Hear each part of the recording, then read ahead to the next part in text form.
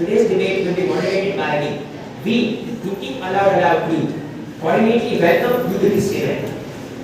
Today we have smart students who will compete in this debate and give strong arguments on the topic belief in equality is detrimental to the progress of the society.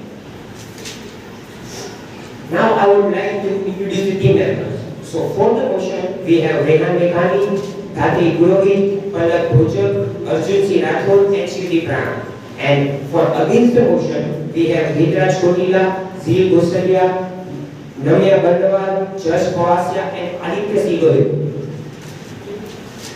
And we are pleased to have Colonel Jitendra Singh Rathod, Sena Medal. He has served 26 years in the Indian Army Commission in the December 1995 in 69 Armored Regiment. Then we have Seema Virani Kolia, she is a creative content writer, short story writer, a blogger, and English confidence coach. Then we have Raji ma'am. She is a English faculty for standard 11, 12, and 12 CBSE. She is actively involved in the co-curricular activities of the school. At last, we have Edward sir. He is a popular teacher in the campus, and he has a wonderful stage presence. He is a Yesudas of our institution. We love him singing. And a special welcome to our respected Amajyoti ma'am for joining us today. Now, beginning with for the motion, I would like to hear Rehan's thought on the subject. Good day everyone. I would like to start with this specific line. It's not our fault if we are all born poor. It is nonetheless our responsibility if we die poor. Now how does this correlate to my point, which is that the belief in equality is detrimental to the progress of the society? People typically believe that equality is good for the society, that equality eliminates poverty, that equality gives everyone equal opportunities. However, there is one major flaw with all of these statements. They are incorrect. Imagine you are living in a country like the United States. You are free to pursue whatever career path you want to, be it becoming a teacher or a musician. You can choose whatever you want to do. Your future is in your own hands. That is a display of inequality.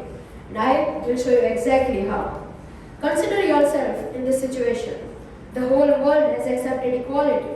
No one is truly rich, no one is truly poor. You are incredibly talented. Your future is very bright. Now, what equality would do is that it would put kind of a barrier on top of your head, prohibiting you to rise more. How does it work? Some people are destined to work harder than the others. Those who work hard become more successful. Those who do not work hard become poor. You are so skillful. You can earn as much money as you want to if your talents are being put to the right place. So equality would prohibit you to making your future bright. So if you tell me that equality eliminates poverty, that's no way. In the case of poverty, what equality would do, it would give you shelter, it would give you food, but it wouldn't give you the driving force which is necessary to encourage the poor people. Those who say that there's a 1% rich club in the world and a 99% poor club, well, the difference is a lot. But I would like to say that the rich club is always open for you. You don't need equality to enter the club. You need your own skills to be put to the right perspective. And that is what inequality does. In 1940, about 85% of people born in the US earn more than their parents. Only 50% now do. One final point. I know the opponent will be trying to contradict all of these facts with lies, but I'll tell you one thing. You don't need equality to become good. You need your talents. Thank you.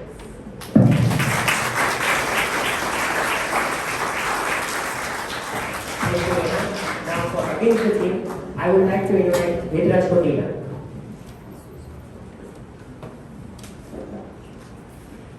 The opposition here today will try to convince you with a blatant lie, with no evidence to support their claim. They are mistaken. Equality is not a disease that has infected our society. It is in fact the solution. It is equality that has lifted millions of our citizens out of absolute over the last 50 years. And it is equality that will further enhance our standing on the global stage. The pursuit of equality has benefited you, my audience. The equal right to education and healthcare, as well as the equal right to vote and equal under the eyes of law. All of these are very easy to overlook. It's very easy to take them for granted. You are confronted with the equality that we are advocating. It is a very human thing, the idea of fairness. Equality is a natural human instinct.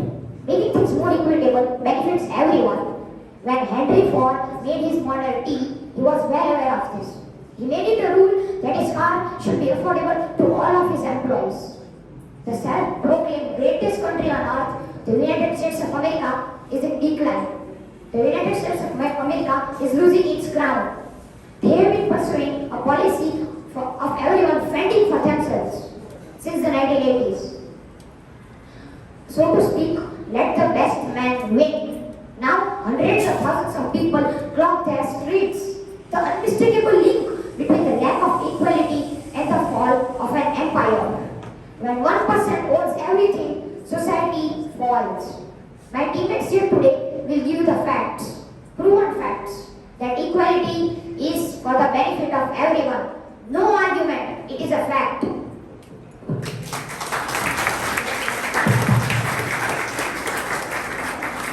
Thank you, Ekrat. Now, for the motion, I would like to call A-llowed. Equality in education is a joke. There are people out there who have no aptitude or interest in studying whatsoever, but still end up being stuck in classroom every day, learning absolutely nothing. Everyone knows this, but still, we're being forced to believe that this is for the betterment of our country. We can clearly see that it is not. None of us are of equal intelligence. There are people who are more intelligent than me, whereas I might be smarter than some other people. But all this for the illusion, the lie, that all of us are equal. We are not equal. In fact, that's not a bad thing. That's what makes us great. That's what makes us unique. That's what makes us interesting. It is this individualism that has led to some of the greatest inventions of our time. One size does not fit all. That is, everyone has different capacities and capabilities. But in education, everyone is expected to learn exactly the same as everyone else, irrespective of their abilities or talents or interests. Now that is just absurd. Imagine teaching 5th standard students and 10th standard students in the same class. Would that work out? Of course not. But that is the solution that equality is providing for us. Education should be for the individual, but our equality system prevents students from getting the best education they possibly can for themselves. It restricts them to boring, simple syllabus that tries to suit all, but in the end, it ends up suiting just about no one. Equal access to education? Yes, I totally believe in this, but equality must stop there. Students should be given pathways where they can really develop their own individual talents and interests. This is what will make our country great. There is much more to life, wealth, and success than need and JW. Much, much more. When will we finally be brave enough to grow up and accept that we're all wonderfully unique? We need to stop obsessing about equality and start designing an educational system in which students can really pursue the career that they want to pursue. Give their choice back to the people. Embrace the competition. In this digital age, we should be able to let students make a progress at the pace that's comfortable to them and let them do what's best for them and guide them. Let's make this change now. Thank you. Thank you, Natalie. Now, for against the motion, I would like to call Sri Gosalia.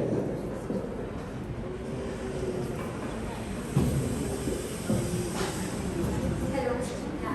Having a debate here today in our wonderful school, isn't it appropriate enough to reflect how all of us got here? We might take it for granted now, but it definitely wasn't like this. So I'm here to talk about a pressing social issue, and that is educational equality. Educational equality means to reach into the core of being human.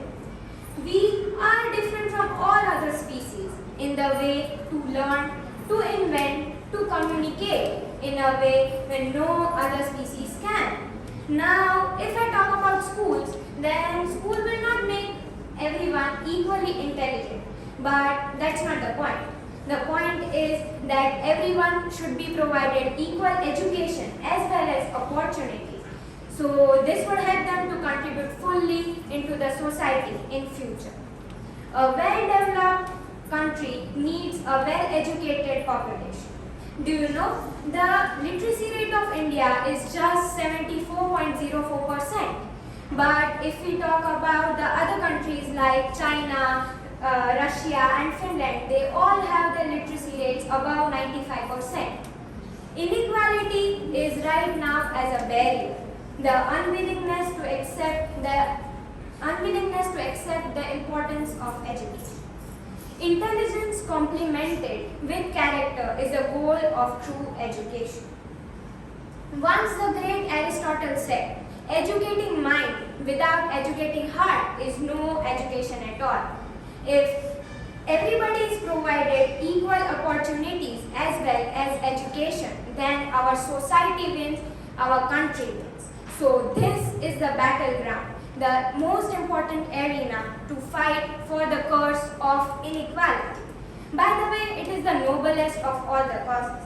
So I believe that equality for education for all is truly something worth to fight. Thank you. Thank you, Jill. Now for the motion, I would like to call Palak Bhojan.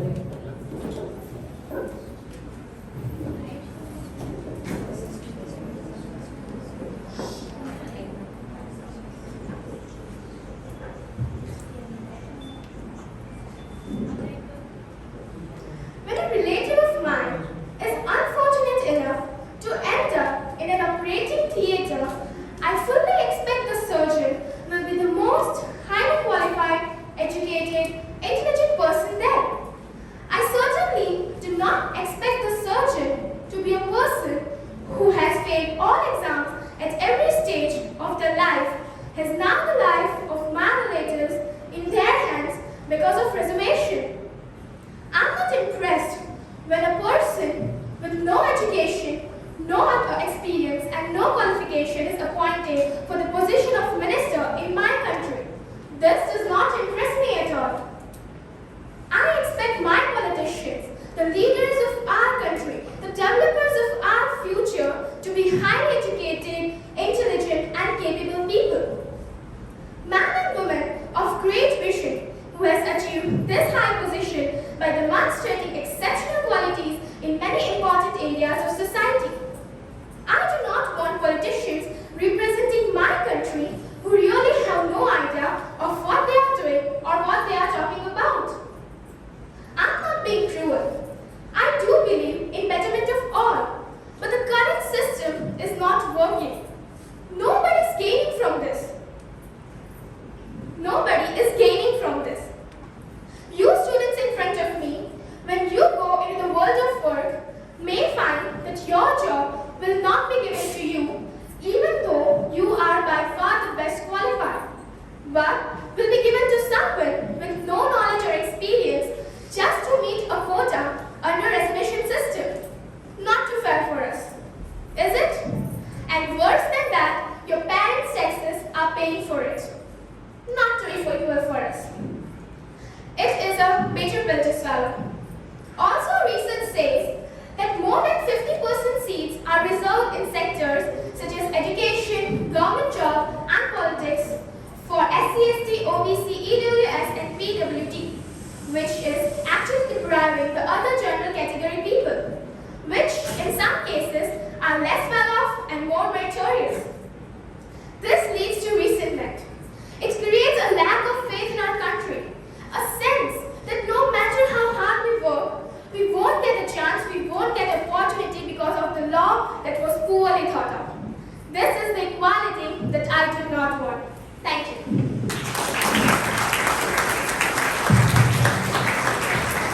you, Palak. Now for against the motion, I would like to call the paper one.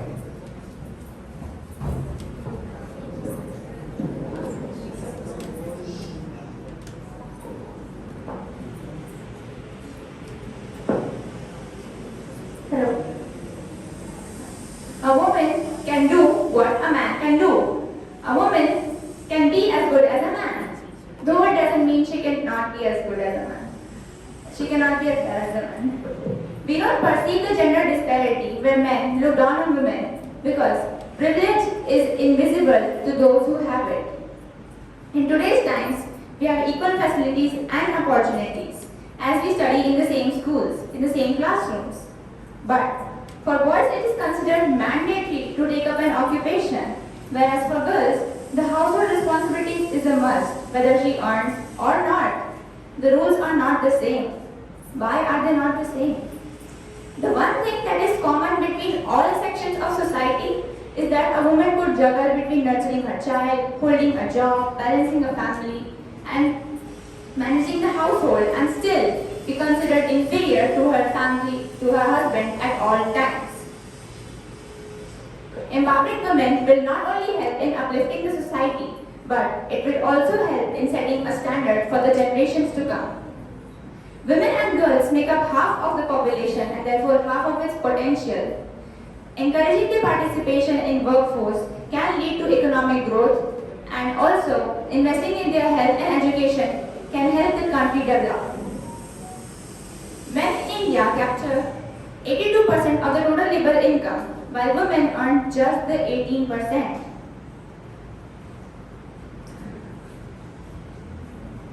Most of the women are restricted to their household, where they have to fight a lot of prejudices to overcome the inequality that is prevalent in our society. The environment here is like the employment opportunities are bifurcated on the basis of education and employment. For example, if a man is unemployed, he works as a carpenter or a cobbler or a mason. But if a woman is unemployed and her husband is working, she would just lean on her male counterpart. That is how the society is working. If the education and employment opportunities for women are upgraded, the overall productivity and development of the world will be phenomenal, with twice the human resource to dip into, because there are still women at homes who are not working, who are not contributing to the country's growth. Countries with better gender equality have better economic growth and progress better. The evidence is clear. Equality for women means progress for all. Feminism is not about making women strong. They are already strong. We just need to change the way the world perceives that strength. Equality in access to education and employment should no longer be the privilege of the few. It is a fundamental right, and make this happen, you make India develop. Thank you. Thank you, Ramya. Now for the motion, I would like to call Arjun C. Rathore.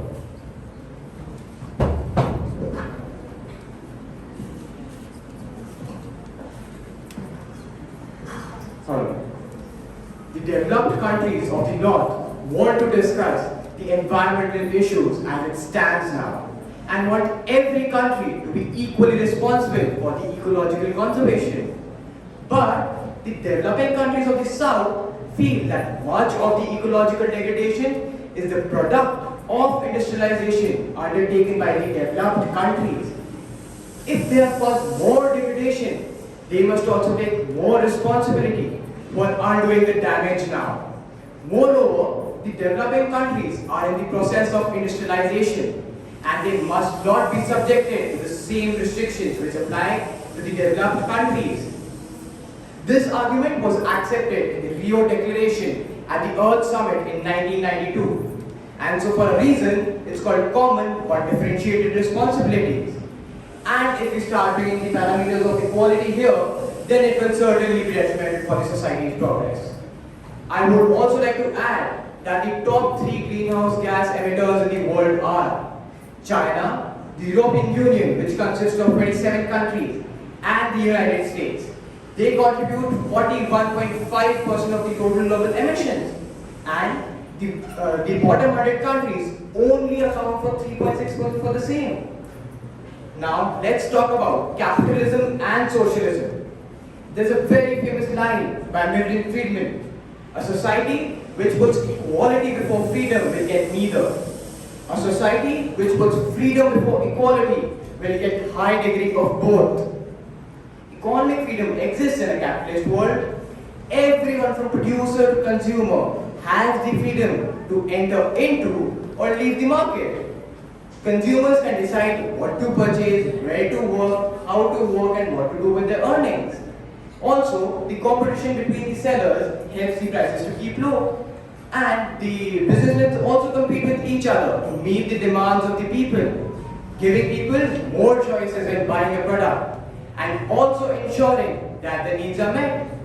And so, if a socialist government owns the means of production, it invariably leads to a powerful state and creates a large bureaucracy, leaving no room for an equal society, and which in turn is detrimental to the same. It's 2022, and I strongly feel that we all as international community should now seriously pay attention to when equality is detrimental to the society's progress. Thank you. Thank you, Arjun. Now, for against the motion, I would like to call Mr. Pawar here.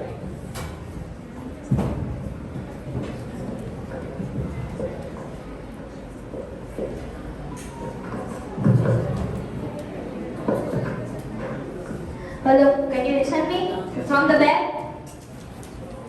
Okay, good. So, I have an equal right to do what I want to do in future. There is no doubt in my mind. I can be a doctor, a politician, a businessman, or even a lawyer. I have an equal right to aspire to be who I want to be. This is how it should be. But this is not safe for everyone. Why? There are many people born in this country who are never going to escape the misery of being into lower caste. And therefore, they will never be able to dream of a brighter future. The opposition here might say that that is the natural order, that is fate.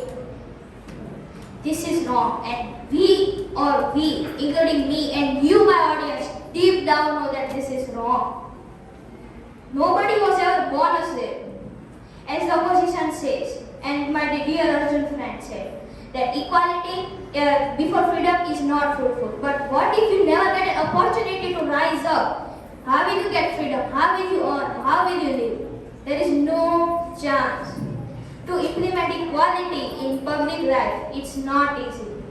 It's not always a smooth process. To fix this transition of wrongdoing is not an easy task. Our efforts will make this world of work accessible to everyone. What do you think? If you do not get an opportunity to rise up, what will you do? You have to fight for it. But instead, equality is for the benefit. It will give people opportunity. And as she told, that because of the reservation system, it has many flaws. Why it has many flaws? Because it is because of the inequalities faced by these people. There are many different inequalities faced by us, such as untouchability and discrimination. Why? Equality is for all. These are not just words. This is an automatic right given to everyone. Thank you. Thank you, Judge. Now, for the motion, I would like to invite you.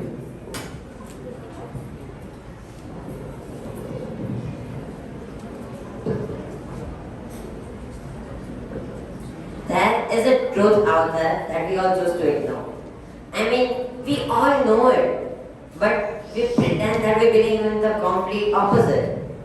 It is equality that goes completely against the natural order. It is very easy to create an illusion of equality in order to appease to the masses. But the fact remains, there is no equality. Believe me, there's nothing wrong in it. This is how it should be. The evidence is before your eyes. Have a look.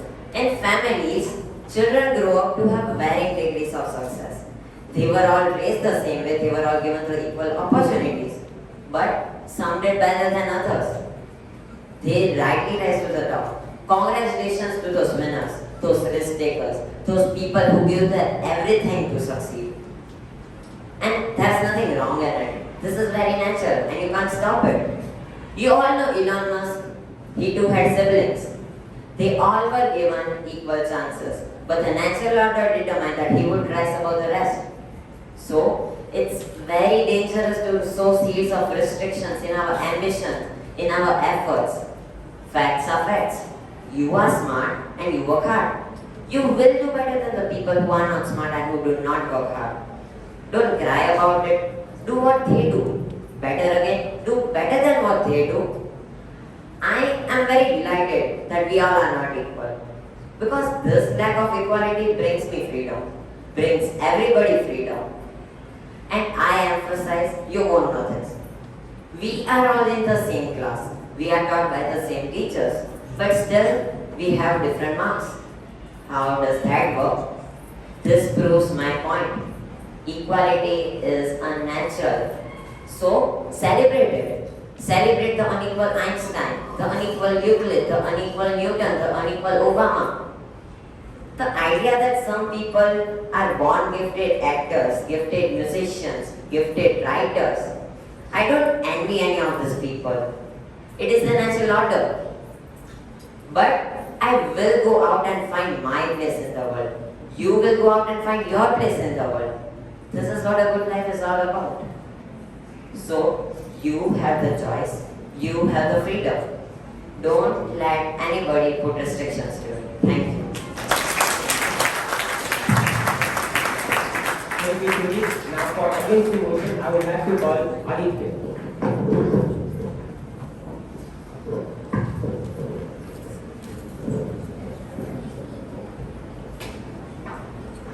This is all not guesswork. The proven facts are available to everyone. Open any search engine and you will find the proven facts that a country with equal citizens is a much better country. Much better in every sense. Let's have a look at a few examples. Equality makes everyone richer. A small country like Finland has a higher average income of $53,000, whereas a huge industrialized country like United States has an average income of $45,000. In United States, the wealthiest 10% hold 70% of the household income, whereas the bottom half hold only 2%. Equality makes everyone happier. In more economically equitable countries, the human beings are generally happier, healthier, there is less crime, more creativity, and more productivity. The evidence for the benefit for living in a more economically equitable country is so overwhelming that you will soon see it change the whole world. Equality makes the population better educated. The parents worry less about whom the children mix up with and what career path they take in an equal country, because a person's income bracket is of less importance to them. Equality means being given the same right, dignity, and freedom. The right to access resources, the dignity to be seen as equal, and the freedom to choose what to make of your life. That is what importance is. The rich are less rich and the poor are less poor in an equal country. Equality does not mean all people doing the same work or living in similar families or similar houses. It does not mean all schools being the same or every person being paid the same wage. It means moving towards people being respected, fairly rewarded for the work you do and the contribution you make on the society and the impact you have. Thank you. Thank you, Aditya. Now I would like to give both the teams some time for the rebuttal. Meanwhile, I would like to call Vincent on the stage. Now, teams, the worst part is finished. Right? Tough? Very tough. 3 minutes from your mind. I'm very, very proud. Congratulations, audience. Absolutely perfectly behaved. Well done. Perfect. So now you can retire to the library for 10 minutes and come back with your rebuttals ready. We'll see who's going to be victorious Really well done. That's very tough. We all know that. In the time standing on the stage, you don't know it's big that kind of time. Right. I'm going to call it Suresh for Trisha, Drew, Manya, come Pankti, Aram Shah. Where is he? Yeah, come up here. Come up here. Let's step up a minute. Step up the stage. Got to get your feedback so far. Mind that cable. Step outside the cable, people. Save the cable. Come to the front. Suresh, you can start. Who was the best speaker and why did you think you were the best speaker? Good question. I think the speech of Shivdeep was the best because he spoke on he gave an example of a classroom, like every teacher is equal for every student, but why don't they get equal marks with that? Very nice. Aaron, what was any point you thought? Oh, he made a very, very good point. That person made a very good point. I also think of Shivdeep only because he gave the example of classroom that hit my mind. The teacher is same, but why everyone get the different marks? And the toppers are the what I say.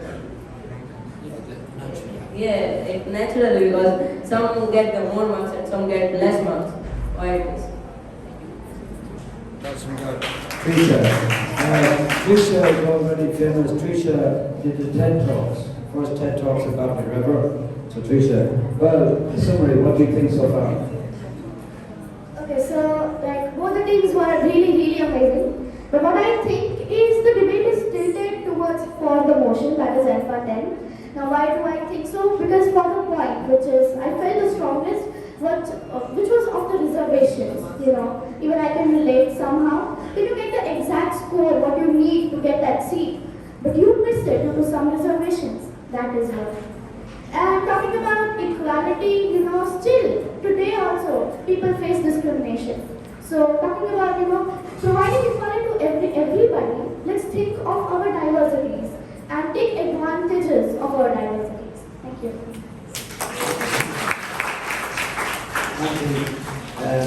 Renowned singer, I think, it's fantastic. Again, who do you think is the best speaker? And any particular points that you thought of? That's something I haven't thought about that before.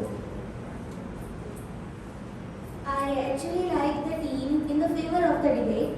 I would probably say that Shivdeep Rana was my favorite speaker of this event, and the point that he made that the students are equal in the eyes of the teachers, but it's up to the students that how they work hard and how they gain marks. And even in this, truth of the life is that all of us do not get the equal opportunities, and in this world of discrimination and stereotypes, many people are judged on the basis of their religion and caste. So that is what I don't think that's appropriate, and that one should also be included in that. Thank you. Six alphas. You're a new student for us, yes? Did you enjoy it? Tell us what was good? I would prefer for alpha 10th. So as all said that I like the point of the education as all the students are same to a teacher, as it depends on us that how we score our marks. Yes. Good evening. Again, best speaker and any good points to make like that. Best speaker. The best speaker was Shivdeep Rana, but I got the point of 5th standard and 10th standard. I can't sit on one class and study. And I will prefer to go with a chemist. Soon have to make those decisions because in August we applied for TED Talks again. So you have to start thinking of topics. So I had one TED Talk before, but now if I get a chance to do another one, first I want to achieve something really good, and then I want to inspire others that you can even do that. Thank you. Anybody else?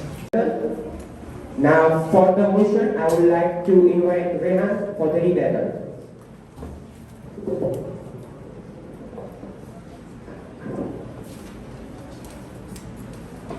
Well, first of all, I didn't think they heard our speeches pretty well because we cleared all of these doubts first. Anyway, starting with Hetraj. He said they will give facts. I didn't hear a single one of them. Give us facts for equality. Now, he said about the British Raj rule. Well, there was no freedom. Just like Arjun said, if you put freedom before equality, you'll get a high degree of both. If you put equality before freedom, you'll get nothing. There was no freedom in the British Raj rule. Now, Hetraj also said that some people work harder than others. That contradicts my point. That just proves my point that some people work harder than the others. Equality doesn't make that happen. Now with Zeal. She said equal educations, but they will have different outcomes. Those who study well get more marks. They become more successful. That's what happens in inequality. Aditya. He said equality gives everyone happiness. But Hetraj himself said that some people work harder than the others. So some people would work harder, they become more successful. So equality will put restrictions on you, not happiness. Then Namya. I thought that she was going for a gender inequality debate for a second there. Our generation will never receive gender equality, nor will our daughters. That is factually proved. It will take more than a century to achieve equal gender inequality. And that means our great-granddaughters or granddaughters will be waving the flag for gender inequality. Now, Josh and Zeal, they both said that we need to provide everyone equal opportunities. Well, we get them anywhere, but we need our skills to work harder. Thank you.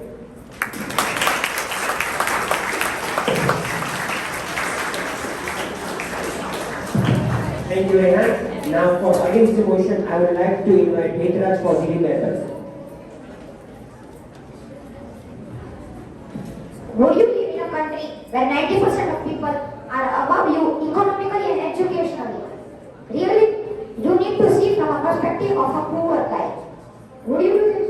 And how is inequality significant in making India from developing country to a developed country? It is not about equality. And people have talents, but no opportunity. What can they do? They can't do anything. Schools give access to education. Once you don't have this access, what will they do? Equality is not about everyone being equal. It's about everyone getting equal opportunity. And Elon Musk and his siblings were given the equal opportunity. What if Elon Musk wasn't given that opportunity? He wouldn't be a billionaire right now. And what to do and what not to do is up to the students. We at least need to give them an equal opportunity. And then the reservation system is not about equality. It's not related to equality. It was made because to eradicate the caste system. Like if a tailor has to become tailor, it's not necessary. A tailor can become anything he wants. But to eradicate caste system, it was made. And which caused the inequality towards the other side. And it is equality that is caused this in the first place. Thank you.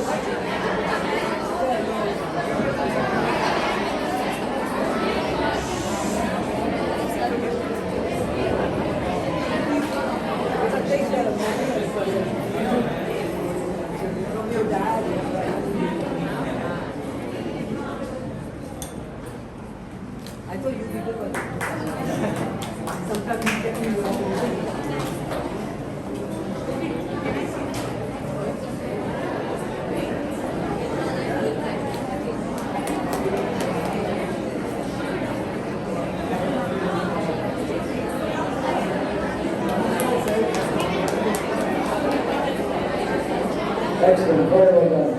Now, congratulations.